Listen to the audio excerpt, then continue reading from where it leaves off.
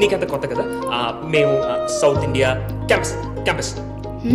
చాలా బాగుంది. ఇక్కడికి వెళ్ళొద్దు, అక్కడికి వెళ్ళొద్దు, ఇది చేయొద్దు, అది చేయొద్దు. క్యాంపస్లో అన్ని రెస్ట్రిక్షన్స్. చాలా ఇరిటేటింగ్గా ఉంది. ఎక్కడికైనా పోవాలనిపిస్తుంది. అలాగైతే ఆతిథ్య కండలా క్యా? అదే చిచి నువ్వు రావని తెలుసు, అందరం కలిసి వెళ్దాం అనుకున్నాను. నేను రానని నీకెలా తెలుసు? నేను వస్తానో రానో నువ్వెలా డిసైడ్ చేస్తావు?